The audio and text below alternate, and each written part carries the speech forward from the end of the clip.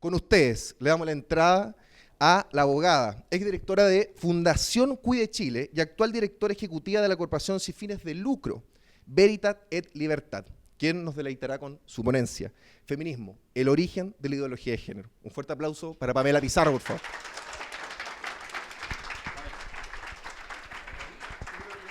Sí, en la mano nomás. Bueno, primero que todo, quiero dar las gracias a quien me invitó.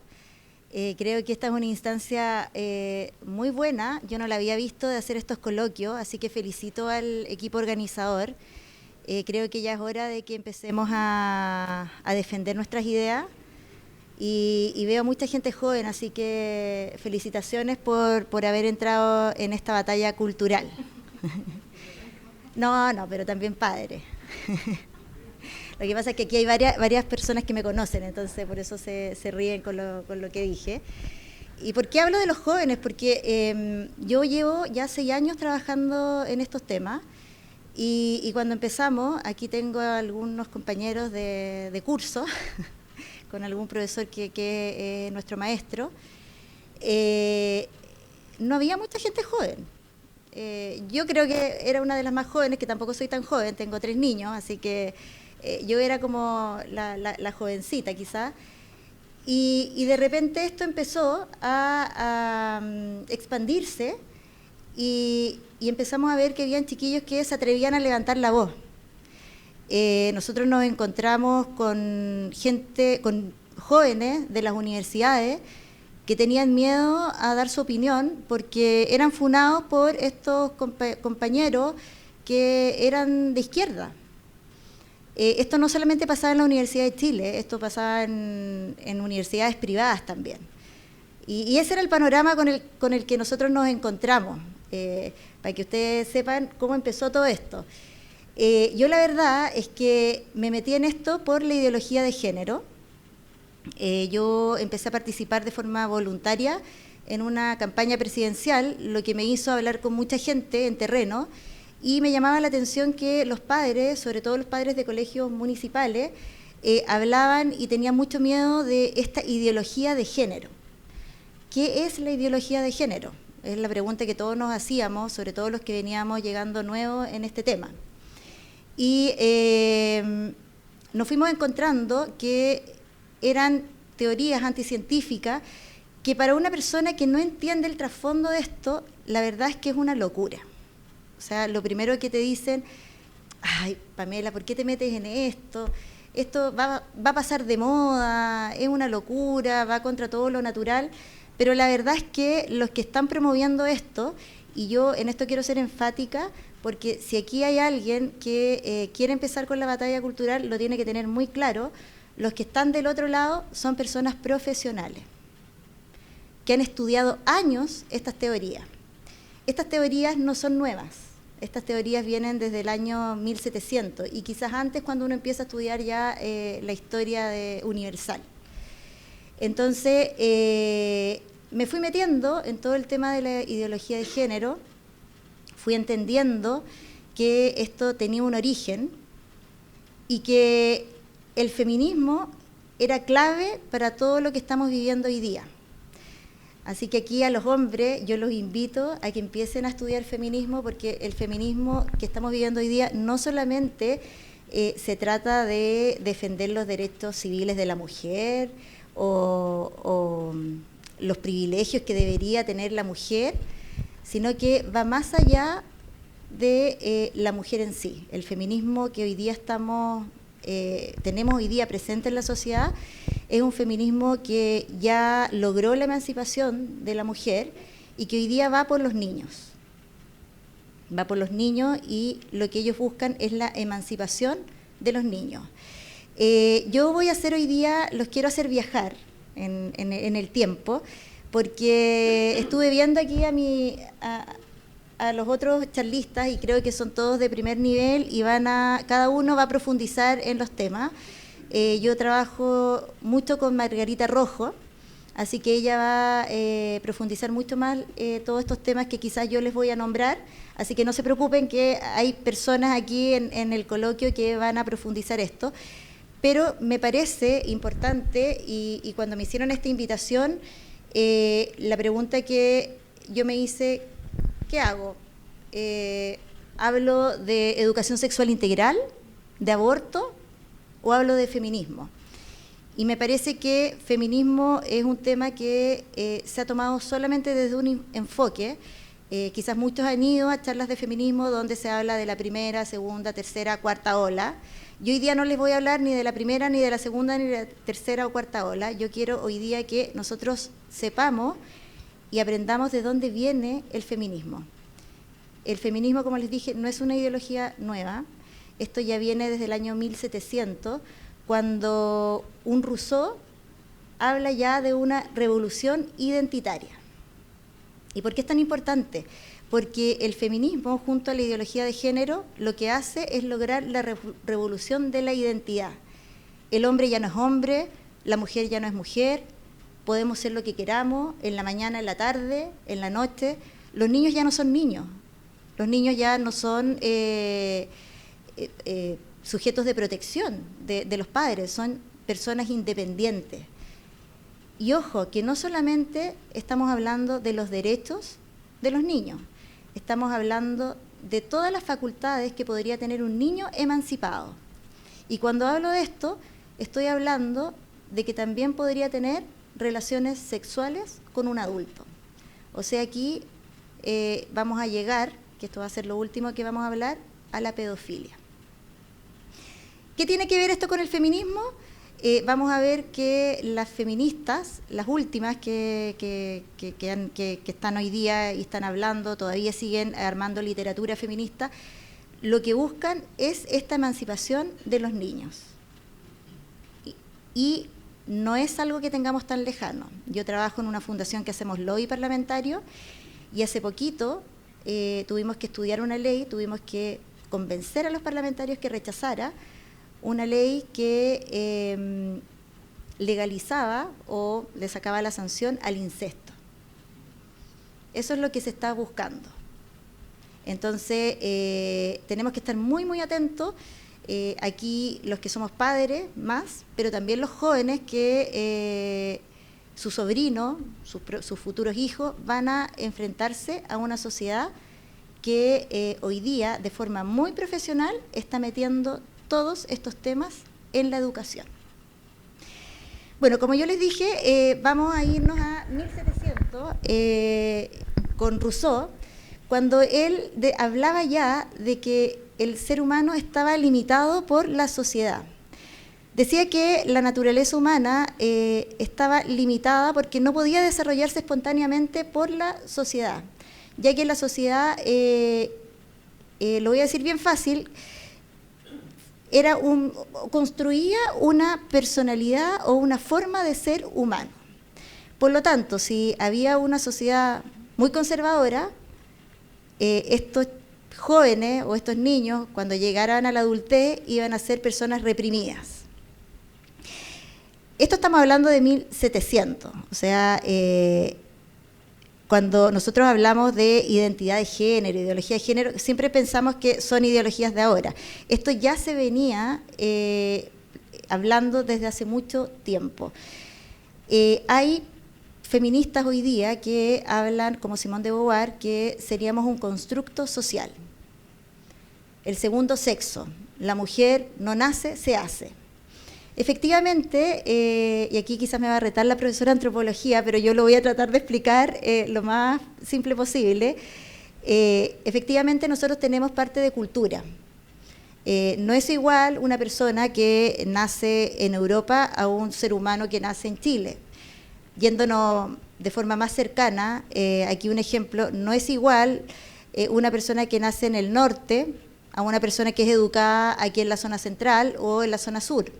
Y eso se debe a que efectivamente hay distintos componentes del ambiente que nos van haciendo una personalidad distinta. A mí, por cosas de la vida, me tocó vivir en Punta Arenas, en Iquique y en Santiago con mi familia. Entonces, puedo decirles que una persona de Punta Arenas es totalmente distinta en personalidad que una persona del norte. Y no es porque uno sea mejor que el otro, sino que esto se da también por temas de ambiente. Quizás las personas que viven en lugares, en provincia más extremos, tienen más independencia, son chiquillos más independientes, porque han tenido que aprender a vivir con personas distintas que no son parte de la familia. Yo por lo menos veo acá que en Santiago, por lo menos hay un grupo que vive mucho con la familia, o sea, hay mucha actividad familiar. Los hermanos viven aquí, a veces todos vamos al mismo colegio, hay una relación mucho más cercana con la familia, cosa que no se da quizás en otras ciudades donde uno llega muchas veces no porque nació ahí, sino que por trabajo de los papás. Por lo tanto, uno tiene que aprender a vivir con otras culturas y con otras formas de vida, lo cual a mí me parece súper rico y me parece que también los niños, por lo menos lo que yo veo, se hacen mucho más independientes. ¿Por qué les digo esto? Porque efectivamente nosotros tenemos que entender la naturaleza de las cosas. El ser humano, por naturaleza humano, es un ser dialogante que necesita a otro. Es un ser que es complementario al otro. La mujer es complementaria al hombre y el hombre es complementario a la mujer. Y efectivamente nosotros tenemos muchas cosas que vienen de nuestra propia familia, de nuestra propia identidad, pero también cosas que vienen de la cultura. Pero en ningún caso la sociedad podría ser algo que nos obstaculice a ser personas espontáneas. No sé si están de acuerdo, pero yo creo que la sociedad es parte de la naturaleza humana, es parte del desarrollo que nosotros necesitamos para alcanzar el fin último que nosotros tenemos hoy día acá, que es la felicidad. Para los que somos creyentes, esa felicidad se alcanza con la vida eterna, y para los que no son creyentes, esa felicidad, como decía Aristóteles, se alcanza dejando un legado, ¿no es cierto?, dejando familia, pero siempre desarrollando o tratando de desarrollar nuestras potencialidades al máximo de lo que nosotros podamos. Eso es la naturaleza humana. ¿Hay biología en la naturaleza humana? Sí. Nacemos hombres y nacemos mujeres. XX, XY. ¿Puede ser que alguien tenga algún problema de orientación sexual? Sí, puede ser. Pero en ningún caso nosotros podemos decir que fuimos reprimidos por esta sociedad o este grupo de individuos que nos hizo meternos o fuimos educados en una sociedad heteropatriarcal que finalmente nos hace o nos obliga a ser mujeres o a ser hombres. Y en el caso del feminismo nos obliga a ser mujeres que estamos bajo un sistema heteropatriarcal donde la mujer no podría desarrollarse o no podría desarrollar sus potencialidades al máximo. Eso es un poco lo que dice el feminismo. Pero el feminismo tiene un origen que lo estamos viendo, que ya empieza en 1700, ¿no es cierto?, donde Rousseau se pregunta qué es ser humano. Y ahí empieza con toda esta teoría del obstáculo o de estas condiciones que nos ponía la sociedad y que finalmente nos limitaba en cuanto a seres espontáneos. Y fíjense, y esto ojalá les quede con lo que voy a ir contándoles ahora, porque mucho de lo que nosotros tenemos hoy día, y vemos en los jóvenes sobre todo, es que los padres o las familias no me dejan ser lo que yo quiero ser de forma espontánea. Y no lo estamos viendo solamente en la familia, sino que también lo estamos viendo en los propios colegios. El niño hoy día que dice tener un problema de transexualidad es un niño que el colegio debe acogerlo, pero no solamente acogerlo, sino que debe validarlo. Y debe validarlo porque el niño debe ser espontáneo. Cuando escuchen charlas de psicólogos o de gente que esté metida en esto, van a encontrar la espontaneidad. Estamos en el año 2022 y esto ya se hablaba en el año 1700. O sea, es para que ustedes vayan viendo que estas teorías no son nuevas. Esto viene desde hace mucho tiempo. Y todos los que queremos dar aquí la batalla cultural, tenemos que estudiar la historia, tenemos que estudiar a estos autores para poder darles herramientas a las nuevas generaciones que vienen y que van a tener que enfrentar esto. Hay otros, yo les voy a hablar de algunos filósofos, porque no hay tiempo para hablar de todos, pero hay uno que es William Godwin, perdón si lo pronuncio mal, fui a colegio bilingüe, pero hace más de 20 años que no hablo inglés, así que está bien malo mi inglés. Y en el fondo él hablaba que la sociedad lo que hacía era ya no solamente limitar la espontaneidad, sino que él hablaba ya más bien de los instintos humanos. Y también esa es una palabra clave, porque cuando vamos al feminismo hoy día actual, donde muchos han escuchado hablar quizás de Shulamit Firestone, ella habla de los instintos. Y es por eso que ella dice que la mayor limitación de la mujer sería la maternidad. Pero no solamente esta maternidad de tener al hijo, sino que como estamos en esta sociedad heteropatriarcal, donde la madre es la protectora del hijo y aquí hay un lazo sanguíneo, la madre no podría desarrollar todos sus instintos en el caso de que ella se llegase a enamorar de su hijo natural. Y esto lo dicen en sus propias obras, no es algo que uno esté inventando. Por eso yo insisto y me parece tan bueno esta iniciativa de hacer este tipo de coloquios, porque necesitamos en el fondo saber lo que dicen los autores de estas ideologías, en este caso de lo que yo estoy hablando, que es el feminismo. ¿Por qué tuve que estudiar esto? Porque, como les dije, tuve que meterme a la comisión donde se estaba tratando de derogar el incesto, que quiero contarles que los que promovían esto era la bancada feminista y el Partido Comunista. Nos ha tocado ser bien audaces a nosotros, nos hemos tirado harto a la piscina, y nosotros en ese momento tiramos una columna, que quizá alguno acá la leyó, donde yo hablaba del feminismo y el incesto. Y ahí nos dimos cuenta que el incesto venía promovido por el feminismo. Obviamente esto se mandó a todo el Congreso Nacional, a todos los parlamentarios, y nadie se quiere ver expuesto a que le digan pedófilo ni a que le digan degenerado. Entonces, la propia Carmen Hertz salió declarando que esto había sido un error involuntario y que iban a rechazar tal indicación. Ahora, si ustedes me preguntan a mí, ¿yo creo que se dieron cuenta que esto era un error? No, ellos se vieron expuestos, y por eso es bueno que nosotros también aquí sepamos la literatura, porque con esto podemos exponer al que está al frente, y digámoslo así, al enemigo, porque ellos quieren destruir a las familias, ellos quieren destruir todos los cimientos de nuestra cultura occidental cristiana.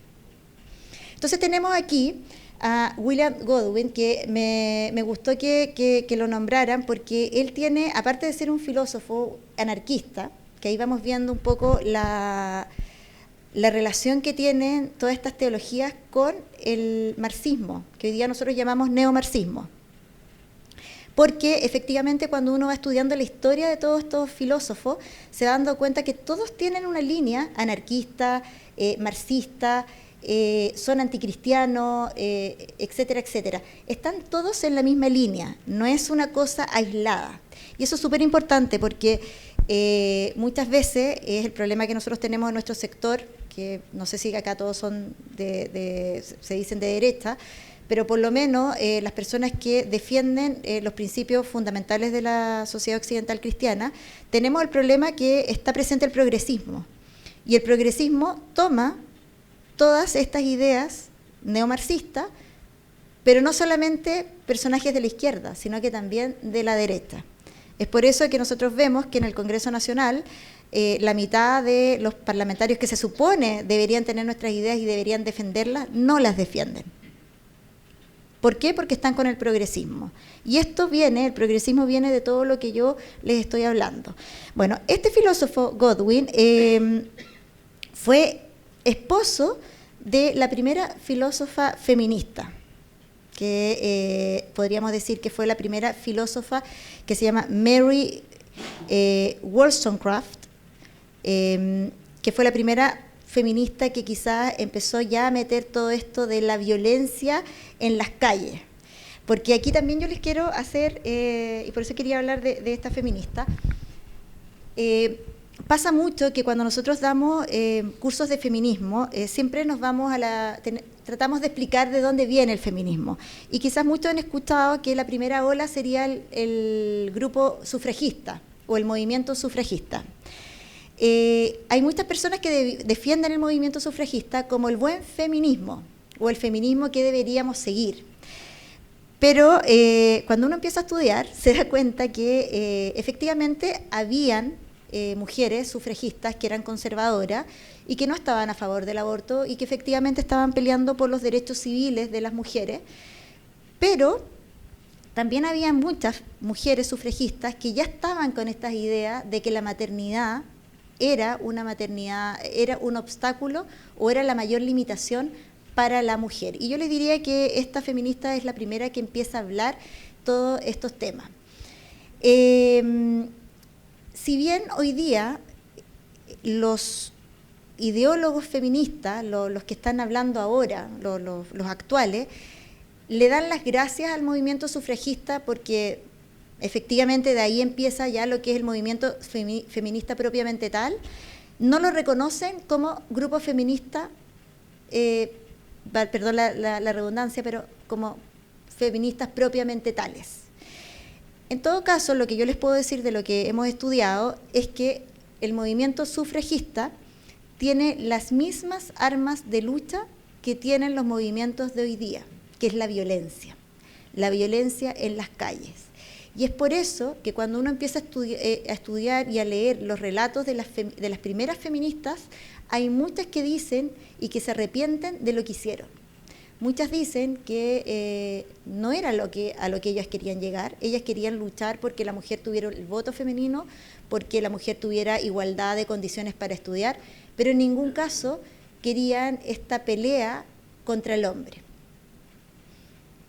Pero bueno, aquí está el tema que hoy día muchos nos preguntamos, que yo soy una contraria fehaciente al feminismo.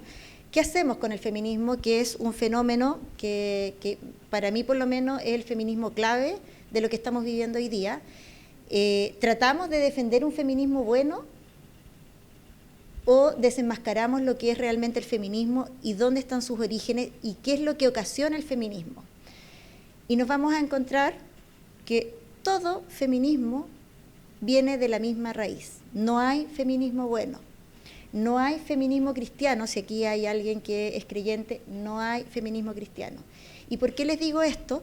Porque cuando uno empieza a estudiar a las feministas que se autodeclaran feministas católicas, feministas cristianas, se dan cuenta que en la bibliografía y en la base de lo que ellas usan como argumentos siempre van a estar las feministas ideólogas del género. Siempre van a usar las mismas o los mismos métodos de lucha que usaron las primeras feministas o el movimiento sufragista, que es la violencia. Cuando empezamos a ver las marchas de las sufragistas, no es muy distinto a lo que vemos en las marchas del 8M. No se empeluchaban, algunas sí, pero no era tan normal, pero sí le pegaban a los policías, llamaban a la violencia de los policías del momento. Entonces no es muy distinto. Yo ahora último me ha tocado hacer una investigación bien rigurosa de lo que son las feministas cristianas, porque hemos tenido varios conversatorios con personas de otros países y nos dicen que quizás las feministas más peligrosas de hoy son aquellas que se autollaman cristianas o católicas. Y me ha llamado la atención que todas, o casi todas, se basan en Judith Butler, en Shulamit Firestone, que es la que les hablé recién, Simone de Beauvoir, Las católicas se basan en las nuevas teologías feministas de iberoamericana, que no es más que la teología de la liberación. Para los que son creyentes me van a entender de lo que estoy hablando. Por lo tanto, siempre hay una misma raíz. Y aquí, sobre todo a las mujeres que estamos acá, que veo que hay más hombres, pero las mujeres que estamos acá, no nos engañemos con este nuevo feminismo o este buen feminismo, porque siempre vamos a caer en lo mismo. ¿Podemos nosotras pelear por mejores derechos en la empresa? Sí, lo podemos hacer, eso no es tema. Yo hace años atrás, unos 5 años atrás, me tocó estar en un diplomado de feminismo cristiano. Me da risa porque en mi currículum cuando pongo diplomado de feminismo cristiano, y la verdad es que ahí me di cuenta que no existe el feminismo cristiano. O sea, me quedó clarísimo que no existía. Y las primeras clases sufrí mucho, creo que los quiero contar. Peleaba mucho con mis profesores, era un diplomado internacional, y me di cuenta que no sacaba nada con pelear. No sacaba nada con pelear. Y por eso entiendo y leí toda la literatura que me mandaron. Saqué el primer lugar del proyecto que hicimos, para que vean que me puse bien matea. Y al final dije, ¿qué hago en este diplomado? ¿Me salgo? ¿Sigo? No es fácil estar en un lugar que te están enseñando algo que uno no piensa. Pero dije, no, aquí yo estoy con una misión y yo tengo que transmitir que, como era feminismo cristiano, que Dios hizo hombre y mujer y que somos complementarios. Entonces, hablaban cualquier cosa, yo levantaba mi mano y decía, bueno, el hombre y la mujer son complementarios, y al final todos me quedaban mirando como medio raro, pero logramos meter ese discurso. ¿Y por qué les cuento esto? Porque muchas veces, yo creo que a todos aquí nos ha pasado, que vamos a un lugar, nos encuentran locos, nos vamos muy decepcionados, nos vamos como que desesperanzados, pero siempre va a quedar algo. Y en esto yo los animo a todos a que seamos audaces, porque por lo menos uno va a entender. Y ese uno va a empezar a hacer lo mismo que estamos haciendo nosotros. Bueno, siguiendo un poco con este viaje que yo les quiero hacer, de dónde vienen todas estas ideologías y de dónde nace también el feminismo y por qué para mí la ideología de género nace o tiene su base arraigada en el feminismo. Yo les quiero hablar aquí, leer textual lo que dice William Godwin, donde él dice que es culpable la construcción social de la religión, especialmente del cristianismo en Occidente. O sea, él le echa la culpa. Tenemos que pensar que en el 1700 la Iglesia católica tenía mucho poder, por lo tanto aquí sí se hablaba, había mucha metafísica. Entonces, ¿dónde tenían que ir todos estos filósofos nuevos? Ir en contra o pelear a qué idea, al cristianismo. Entonces, yo les diría que este filósofo es como uno de los primeros que empieza ya a hablar en contra de la Iglesia católica y de todas las enseñanzas de la sociedad occidental cristiana. Es súper importante esto porque muchas veces cuando nosotros damos nuestros argumentos, el otro lado nos desvalida o nos deslegitima porque dice que somos conservadores, religiosos retrógrados, fanáticos, etcétera, etcétera. Pero nosotros tenemos que entender algo, y esto es parte de la identidad, ¿de dónde somos nosotros? ¿Dónde pertenecemos? Y nosotros pertenecemos, seamos cristianos o no cristianos, pertenecemos a la sociedad occidental cristiana. Todas las bases que nosotros tenemos hoy día vienen del cristianismo. Y de hecho, nosotros cuando empezamos a estudiar las civilizaciones más antiguas, vemos que la mujer no existía. La mujer efectivamente era una cosa, y fue el cristianismo el que le dio este papel de persona, de dignidad como persona a la mujer. Y eso lo tenemos que tener súper claro porque es nuestra sociedad la que ha defendido todos los derechos de la familia, de la mujer y también los de de los hombres. Es por eso que nosotros aquí tenemos costumbres totalmente distintas quizás a las de Oriente. Aquí ya las personas, los hombres mayores no se pueden casar con una niñita de 10 años. Vemos que en la cultura musulmana, sobre todo en Oriente, todavía se da eso. Entonces, es muy importante entender por qué la familia, la mujer y los niños son el punto donde van a ir o van a tratar de acapararlos todas estas personas que están promoviendo estas ideologías que finalmente van en contra de la persona. Siguiendo ya con el 1700, vemos aquí que hay un puente, hay una línea filosófica que era el romanticismo, donde también nacen ideólogos que ven todo esto como el romanticismo de lo que debiese ser el pueblo propiamente tal, el mundo ideal, ese mundo donde efectivamente todos debemos ser iguales. Pero aquí, ¿qué pasó?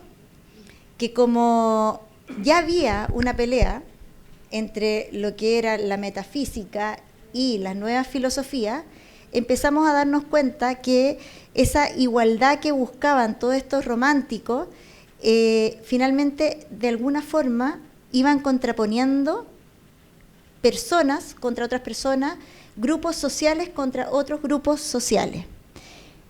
Es impresionante ver cómo todo lo que nosotros ya vemos encarnado en Marx venía desde antes, venía ya trabajándose. Muchos preguntan, bueno, ¿y qué pasó con los filósofos clásicos? Yo no tengo la respuesta, pero les voy a dar una respuesta que me dieron en un magíster de filosofía que hice. Los filósofos clásicos les pasó lo mismo que nos está pasando a muchos en la actualidad, que encontraban tan loco lo que se estaba hablando que ellos pensaron que esto iba a pasar. Y no pelearon estos temas. Y es por eso que todas estas ideas avanzan, avanzan y avanzan. Aquí, por ejemplo, les voy a hablar de un poeta inglés, Percy Shelley, que dice que hay que liberar la humanidad. Hay que liberar esta humanidad de estos estereotipos, ellos no lo decían así, pero de todos estos principios que finalmente nos iban limitando. Primero dijeron la espontaneidad, después dijeron el instinto humano, y finalmente ahora teníamos que liberarnos de una humanidad, que ya lo vamos a ver, donde habían opresores. O sea, ya estamos entrando en el marxismo clásico. Este era un poeta inglés que escribía, que no era un activista ni nada, pero sí ya empezó a hablar de todos estos temas. Se van dando cuenta que todo va evolucionando, va espontaneidad, instinto, y ahora ya pasamos de la persona que ya le impregnamos un odio a empezar a entender que hay personas que me van a oprimir. Oprimir no solamente en mi intelectualidad, en mi espontaneidad, en mi forma de ser, sino que también socialmente. En este camino que estamos siguiendo, que ya vimos un poco el tema del romanticismo, ¿no es cierto?, empieza ya a hablarse, que podríamos decir que es lo que hoy día ya está totalmente materializado con la tercera y cuarta ola del feminismo, que es la naturaleza humana como algo fluido. No sé si han escuchado el gender fluid, Judith Butler. Bueno, yo les quiero contar que esto ya se hablaba en el año, a mediados del siglo XIX. O sea, ya estamos hablando de 1800. Esto no es algo nuevo de Judith Butler, de Simone de Beauvoir, esto ya se viene encaminando en los filósofos. Y aquí yo quiero hacer hincapié en Charles Darwin. Alguno aquí quizás se va a preguntar, ¿qué tiene que ver Charles Darwin con el feminismo? Bueno, tiene mucho, mucho que ver, porque este naturalista, que fue geólogo, fue biólogo, fue el primero en hablar de la teoría de la evolución. O sea, se podría decir que fue el primer intelectual que le dio el gran golpe a la metafísica de Santo Tomás, de San Agustín, etc. O sea, de los filósofos clásicos. Entonces, él ya hablaba que en el fondo lo que decía la metafísica, que era la naturaleza del hombre en cuanto a dignidad dada por el Creador, ¿no es cierto?, donde todo ser humano tenía una trascendencia. Charles Darwin decía, no, aquí no hay trascendencia. Aquí venimos del mono y tenemos un ciclo de vida, vamos a morir y no hay trascendencia. Hoy día, obviamente, todo este pensamiento ha evolucionado, sabemos que el hombre sí es trascendente, aquí da lo mismo ser creyente o no creyente, porque todos entendemos que el ser humano en sí es un ser humano, una persona trascendente. Y como les dije recién, voy a volver atrás, para los creyentes nuestra trascendencia va en alcanzar la vida eterna, y para los no creyentes es alcanzar todas sus potencialidades acá en la tierra a través de legados, a través de la familia, a través de haciendo un libro, etc. Pero ya con Charles Darwin ya estamos hablando de esta naturaleza racional. O sea, ya no hay trascendencia, ya no hay sobrenaturalidad. Y a mi parecer, yo creo que cuando sale Charles Darwin, debió haber habido un movimiento como el que ojalá logremos formar nosotros, enfrentándose a esto. Pero lamentablemente no se hizo y esto siguió avanzando. Ya con esto vamos a pasar a lo que ya todos conocemos, y ya estamos entrando al 1800, ¿no es cierto? Como les dije, no voy a hablar de todos los filósofos porque no tengo todo el tiempo, pero creo que con los que les estoy hablando son claves para entender lo que estamos viviendo hoy día. Y hoy día ya ahora en estos momentos vamos a entrar a Marx, el gran creador del marxismo, ¿no es cierto? O sea, yo creo que no es mucho lo que podemos hablar acá, porque yo creo que todos lo conocemos. Vi que hay hartos libros sobre Marx afuera, pero lo que yo sí quiero dejarles claro que él es el que empieza con todo este tema ya de las limitaciones sociales. O sea, por lo que más o menos yo les fui contando, los filósofos anteriores hablaban de la persona propiamente tal, ¿no es cierto?, de esta revolución identitaria donde habían elementos de la sociedad que nos iban limitando en cuanto a nuestro desarrollo personal, pero ya Marx dice, aquí no solamente es elementos de la sociedad, sino que es la sociedad propiamente tal la que te limita, porque hay personas que tienen más poder adquisitivo que tú, y que te pueden oprimir a través del trabajo. O sea, ya empezamos a hablar de toda la teoría socialista, comunista, etcétera, etcétera. Aquí ya empieza la lucha de clases. Y esto lo vemos ya en la segunda ola del movimiento feminista, donde el movimiento feminista nace de los sindicatos.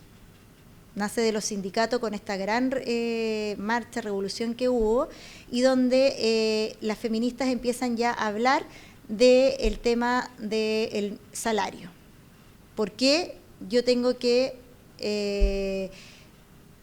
ganar menos solo por el hecho de ser mujer? Pero esto se envuelve en todo lo que es el marxismo propiamente tal. Yo no sé si aquí hay alguien que va a hablar de esto, pero yo creo que sí, así que lo dejo ahí en stand-by.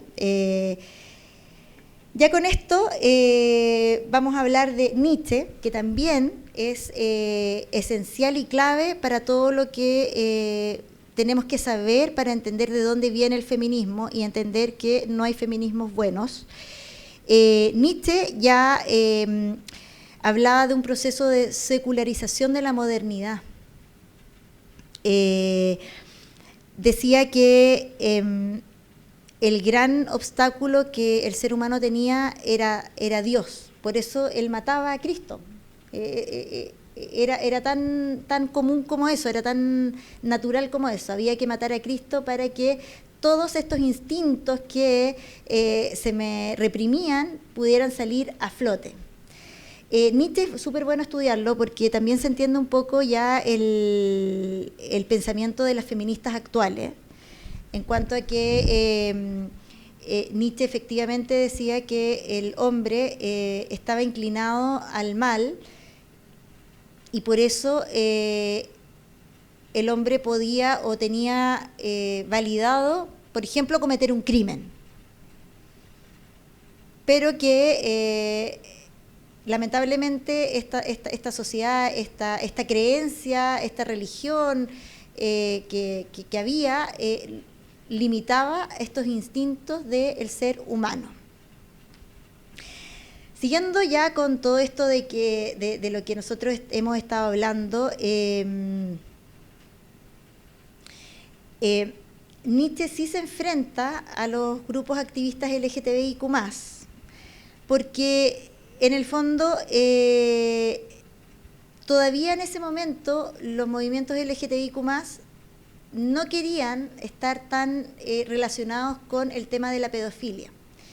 Y para Nietzsche, sin que él lo haya dicho propiamente tal, como lo dice hoy día Shulamit Firestone, la misma Simone de Beauvoir, él sí creía que no habría problema en una relación o en cualquier relación del ser humano. O sea, si a mí, ojo, esto no lo decía él, pero de su filosofía, de sus lecturas, se entiende que él iba a esto. Quizás en su tiempo no se atrevió a decirlo, pero sí él validaba esta relación o estas relaciones humanas sin limitaciones. O sea, fácilmente un mayor podría tener una relación con un niño. Entonces, ahí chocó con estos grupos LGTBI que no estaban o no querían ser vistos con los grupos pedófilos del momento. Hoy día, lamentablemente, el lobby LGTBI, el grupo LGTBI, están relacionados con el tema de la pedofilia. Es algo que no podemos negarlo. Y yo siempre cuando hablo, a mí por mi trabajo me toca hablar con mucha gente, sobre todo gente que son transexuales, gente homosexual, que me dicen yo, Pamela, no soy LGTBI de los malos, pero el movimiento LGTBIQ+, hoy día, y siempre yo se los digo, está relacionado con los movimientos pro pedofilia. Eso es así. Entonces, lo que yo les digo a todas las personas con las que yo converso, rebélense, armen ustedes un movimiento, rebélense, hagan algo. Porque si no van a seguir con, o van a dejar avanzar todo lo que es la pedofilia y que lo hemos visto aquí en Chile. Muchos recordarán el muro de las diversidades sexuales, donde efectivamente había un muro de pornografía y habían orgías, habían relaciones homosexuales, pero también habían relaciones entre adultos y niños. Y me tocó hablar con una chiquilla que no voy a dar el nombre, pero ella me decía, es que nosotros no somos esto.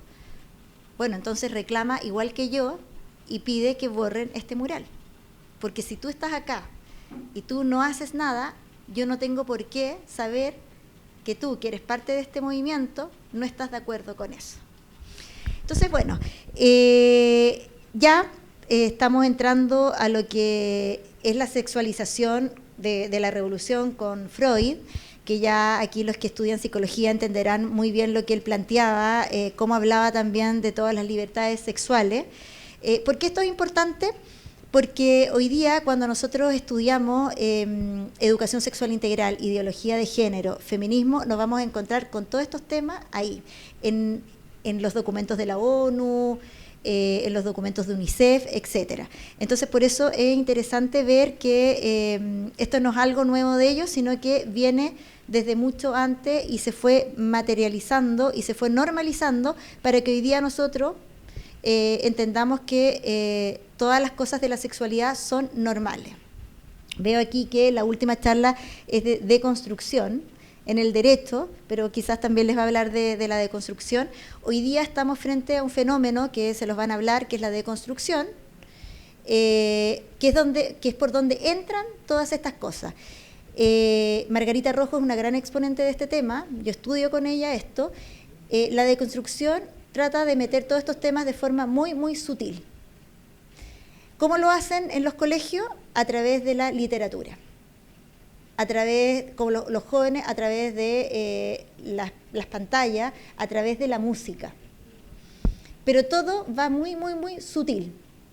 No es una cosa tan grotesca. Y cuando han habido cosas grotescas, hemos salido todos, por lo menos yo he visto que no solamente los padres, sino que también toda la sociedad a reclamar porque no estamos acostumbrados a todo este tema.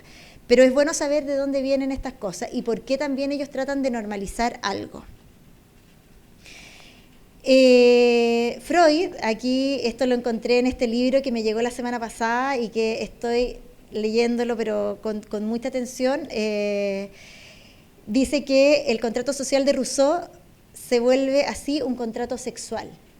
O sea, Rousseau hablaba del contrato social, donde decía que tenía que haber un contrato social para que las personas no fueran limitadas por esta sociedad, como lo vimos recién, pero ahora Freud avanzó más y hoy día habla que este ya no es un contrato social, es un contrato sexual, porque la sexualidad es la que finalmente limita a todos los seres humanos de hoy.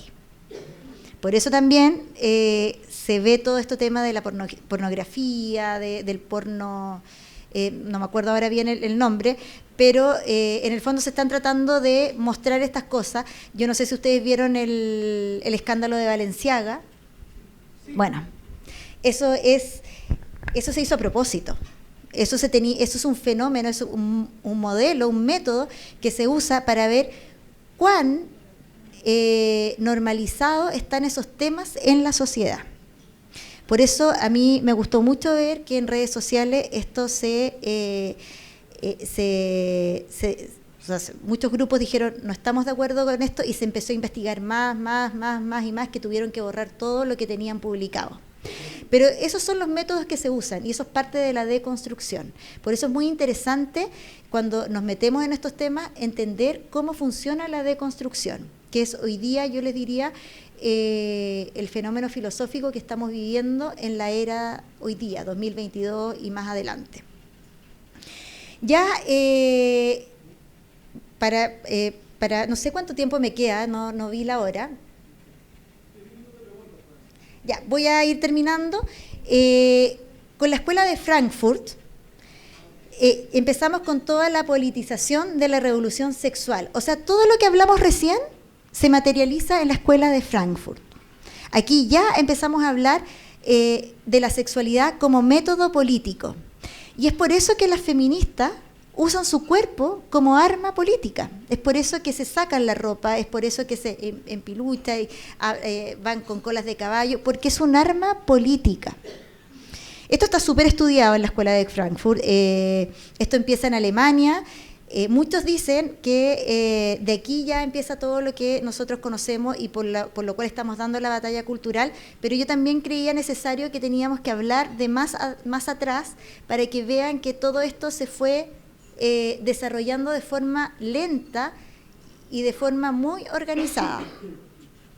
Luego ya de la Escuela de Frankfurt, que lo voy a pasar bien rápido para hablar de algunas feministas que me importa que las tengan en la cabeza, ya empieza de la Escuela de Frankfurt a hablar de feminismo. ¿Y por qué feminismo? Bueno, porque como yo les dije y como lo vimos recién, todas estas ideologías neomarxistas van contra los principios de la sociedad occidental cristiana. El principio más importante de la cultura occidental cristiana es la familia. ¿Y por qué es la familia? Porque la familia es el primer lugar donde se educan los niños. Los padres son quizás los peores enemigos de todas estas ideologías neomarxistas, porque son los padres los que vamos, en el fondo, educando, vamos enseñando, vamos formando a nuestros hijos. Entonces, Hoy día las ideologías han visto que entrar a los colegios ha sido muy fácil, pero las familias no. Lo último que ellos tienen que destruir es la familia propiamente tal. Entonces aquí yo quiero que hagamos esta relación con el feminismo. La base de la familia es el matrimonio. Entendamos el matrimonio como esta unión entre un hombre y una mujer, donde ambos forman familia, tienen hijos, ¿no es cierto? Esta familia, como les dije recién, o el matrimonio, más bien, que es la base de la familia, tiene su base en la mujer. Entonces, ¿a quién teníamos que emancipar primeramente para poder destruir a esta familia, a esta institución, que es la que finalmente a mí me obstaculiza para poder liberar todas las ideologías que hoy día nosotros conocemos y que estamos batallando? A la mujer. A la mujer, porque el hombre ya estaba fuera, ya estaba en el trabajo, ya estaba en otras cosas. Entonces, por eso el feminismo hoy día se podría decir que es la base de todas las ideologías neomarxistas que estamos viendo hoy día. Es muy importante. Y esto no solamente es un tema de la mujer, es un tema también del hombre. Aquí con el feminismo empezamos ya a ver que había que emancipar a la mujer. Empezamos a ver a feministas como Simone de Beauvoir, que decían que la mujer no nacía, se hacía, o sea, se estaba deconstruyendo la esencia de la propia mujer. Con todo esto de emancipar a la mujer, no solamente de la familia, sino que también de su propia identidad, lo que empezó a hacer Simone de Beauvoir fue también empezar a hablar del género. Y con esto empezar a validar todas las orientaciones sexuales. ¿Qué pasó? Que con todo este movimiento del género, podríamos decir que ya en los años 70, 60, empezó todo lo que era la liberación sexual. O sea, empieza primero la liberación sexual del movimiento LGTBI. LGTBI todavía, porque no era Q+. El Q+ viene posterior.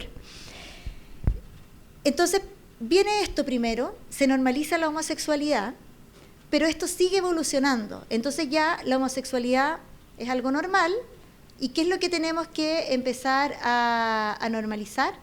El género.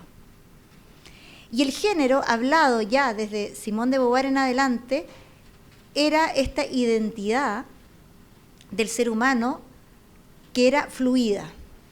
Simone de Beauvoir todavía no lo hablaba, pero ya era esto de normalizar que yo podía nacer mujer biológicamente, pero que yo me podía autopercibir de otra cosa. Y ella hablaba básicamente de que la mujer estaba reprimida por un constructo social en una sociedad heteropatriarcal. O sea, yo no era mujer femenina por mi biología, por mi naturaleza, sino que porque me imponía mi familia el que yo era mujer.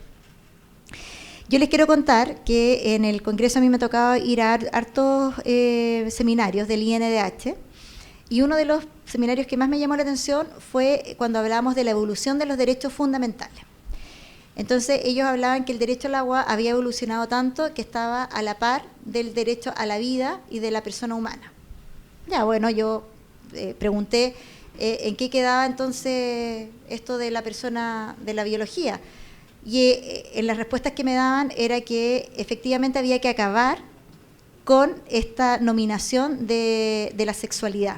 O sea, que no podía volver a pasar que cuando nacía un niño se le dijera niñita y que se le vistiera de rosado. El niño tenía que nacer neutro. Y eso no solo lo escuché ahí, sino que también lo escuché en la discusión de la ley de identidad de género. ¿Por qué les doy estos ejemplos? Para que ustedes vean que esto está pasando hoy día en el Congreso Nacional y en la sociedad en general. No es algo aislado. Luego de Simone de Beauvoir, el feminismo siguió, obviamente, evolucionando. Hoy día muchos dicen que estamos en una cuarta ola porque tenemos a ideólogas como Shulamit Firestone, que ya hablamos de ella, Shulamit Firestone ya habla de esta limitación de la maternidad, pero no solamente como hablaba Simone de Beauvoir, que la maternidad era por el hecho de que yo tenía hijos y no podía ir a trabajar, sino que Shulamit Firestone avanza un poco más en la degradación y en la perversión. Esto es una degeneración, porque ella, como les dije anteriormente, decía que la mayor limitación era que la madre no podía enamorarse de su propio hijo. Por este método, este sentido heteropatriarcal que teníamos en la sociedad. Entonces ya con esto, ella dice, y aquí lo voy a leer textual, la mujer y los niños estarán incluidos en todos los aspectos de la sociedad, destruyendo las distinciones culturales hombre-mujer, adulto-niño. Aquí ya estamos en la emancipación material de la mujer. Entonces, ¿qué es lo que vendría ahora?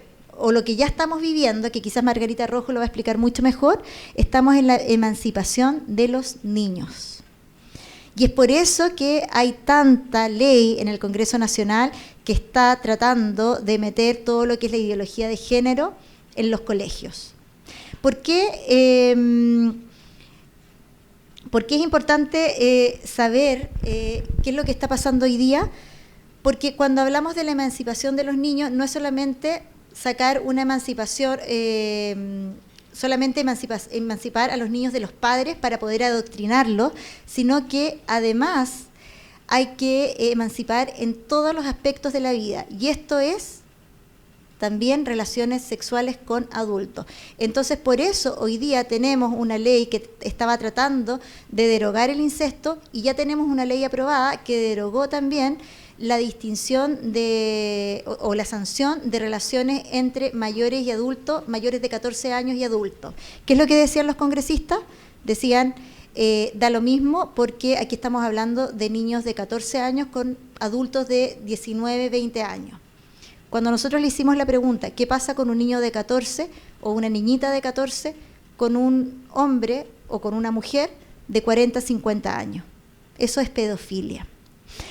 Para terminar, y para que me puedan hacer preguntas, porque ya se me acabó el tiempo, es muy importante entender qué es lo que está buscando el feminismo y por qué yo digo que el feminismo es el origen de la ideología de género. Porque es el feminismo el que dio origen a toda esta liberación sexual y género. De ahí viene.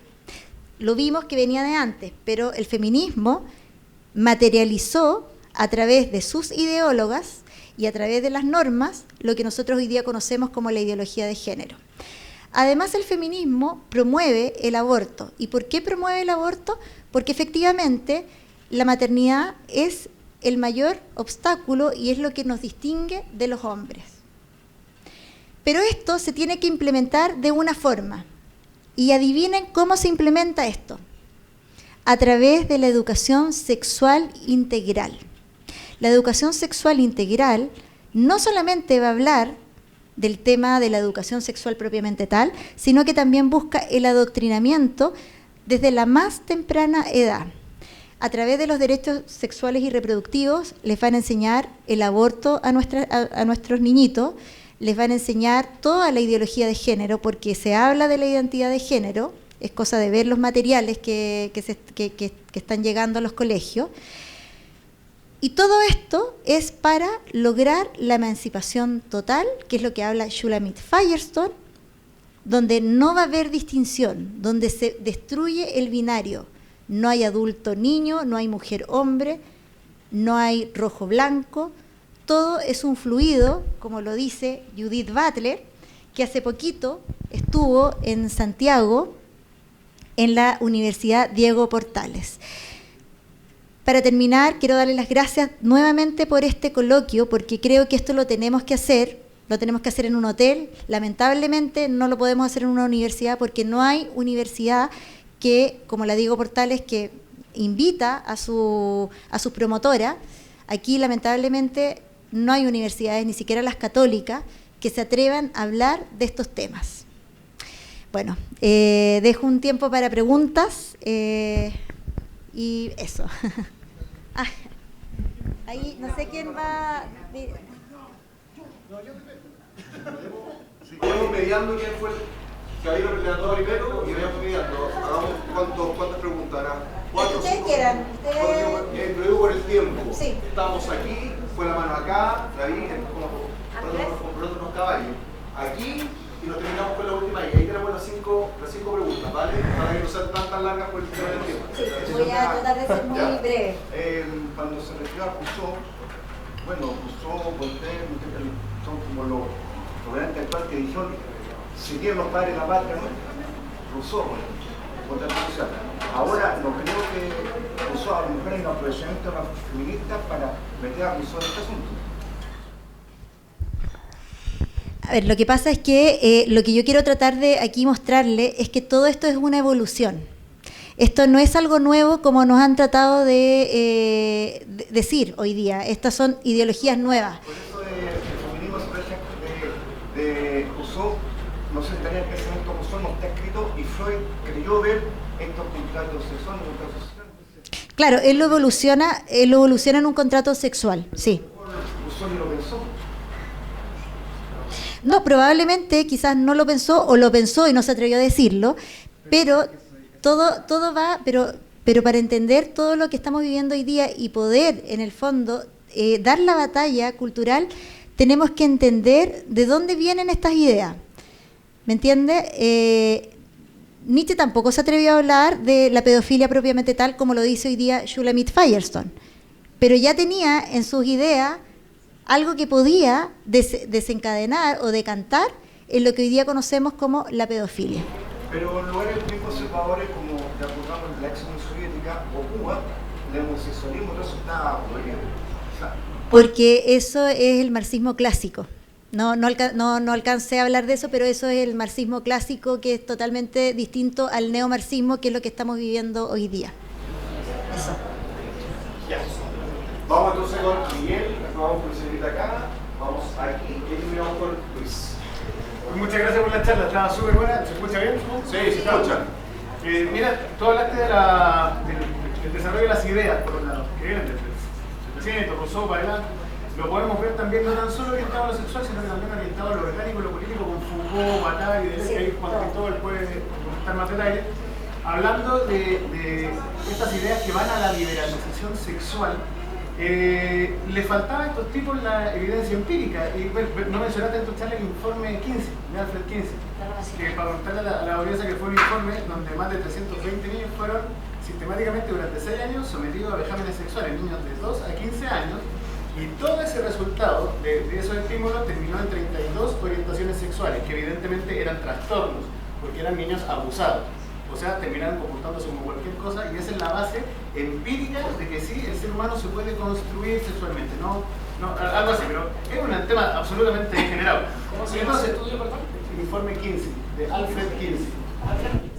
Yo creo que Margarita Rojo lo va a nombrar. Y aquí quería hacerte la pregunta, porque vemos por un lado la orgánica que avanzó con el informe 15 y vemos desde el mundo de las ideas que por el lado de los filósofos franceses de los 70 y el feminismo que está imponiendo este liberalismo.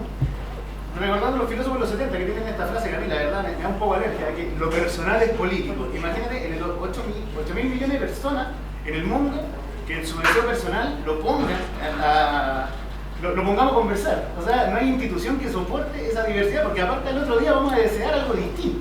Entonces, ahí tenemos la deconstrucción de las ideas, y la pregunta es, la manera de materializar estas ideas y bajarlas al día a día en el cotidiano, puede ser a través de la liberación sexual que lleva al ser humano a sus instintos más primitivos.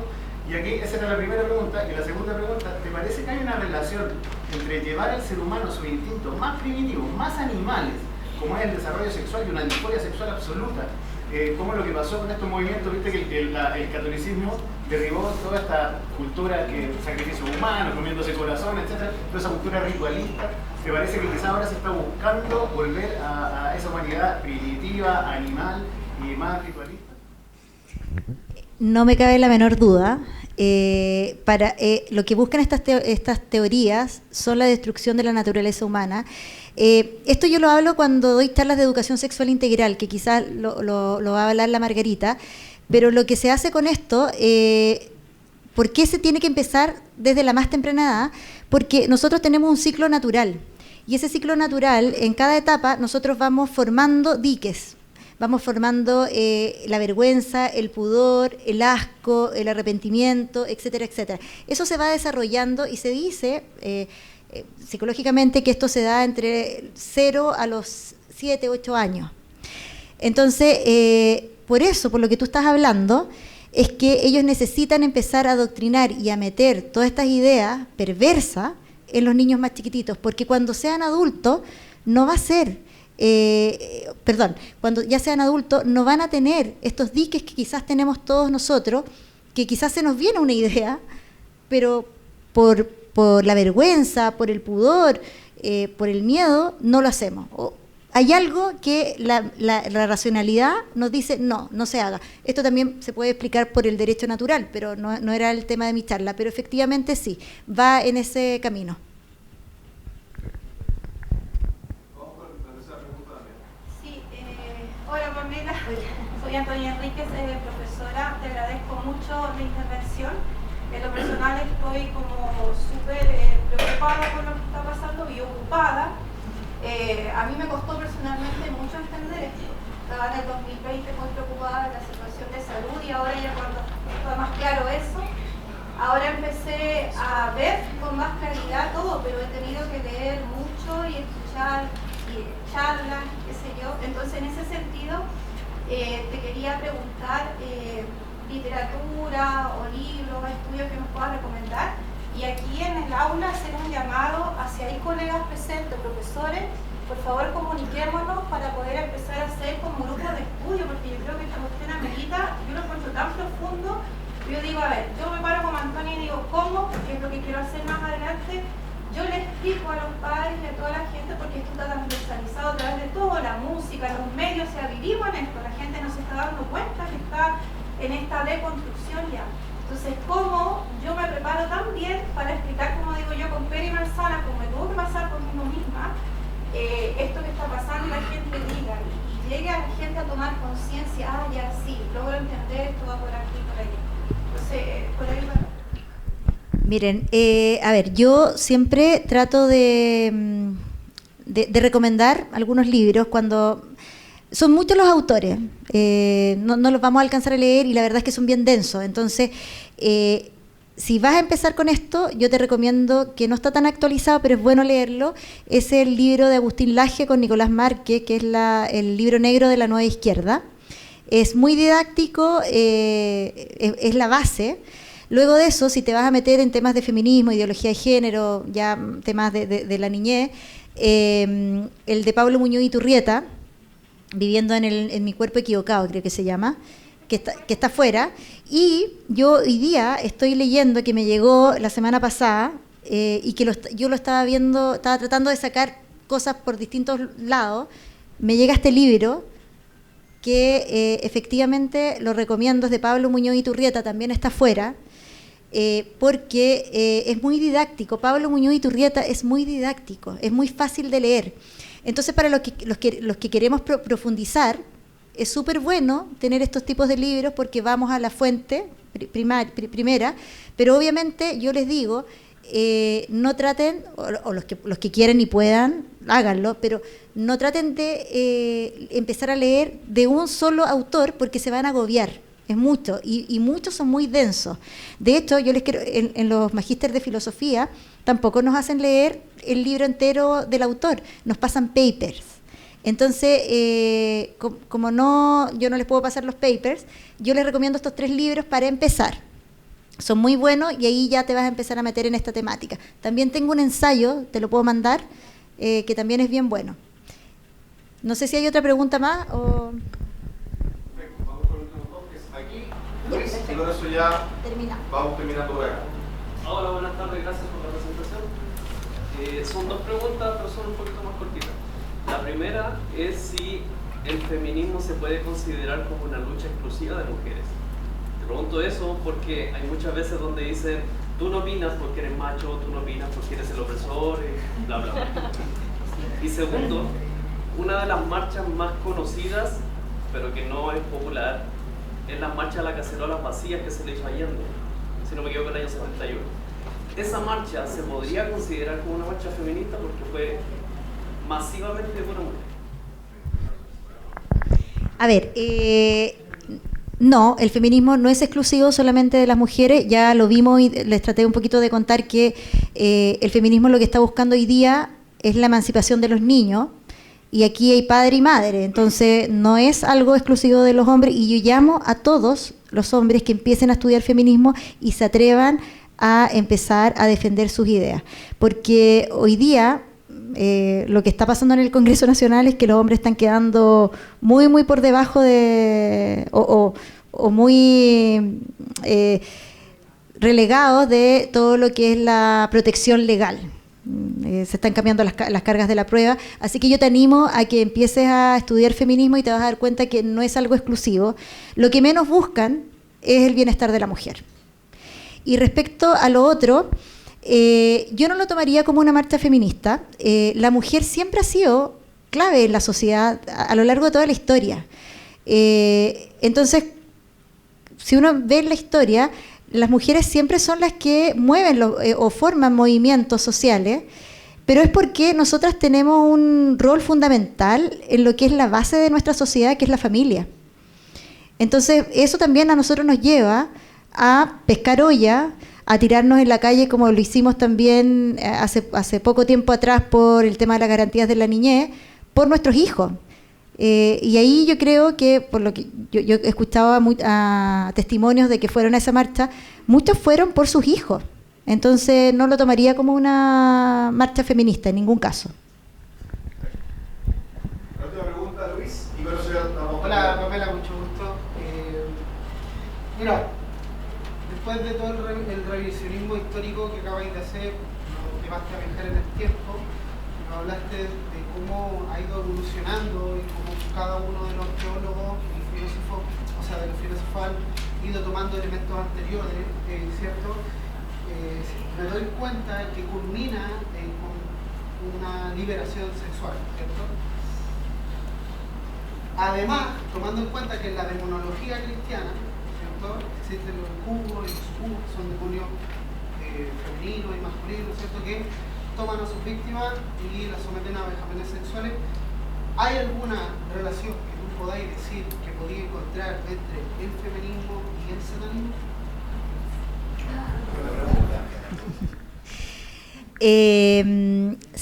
Sí se puede, y eso se encuentra cuando uno empieza a estudiar la vida de las ideólogas feministas. De hecho, son las que trabajan con rituales, muchas parejas también de ellas trabajaban con esto. Lo que pasa es que, claro, uno no lo habla mucho en las charlas porque hay gente que no cree en esas cosas, entonces uno trata de hacerlo más, irse a las ideas propiamente tal que las cosas que ellos hacían, pero efectivamente sí, hay mucho de la vida de estas ideólogas feministas que trabajaban hasta con sacrificio, o sea, ofrecían cosas. Entonces sí se puede, y no solamente en el feminismo, en todas las ideologías neomarxistas. Sí.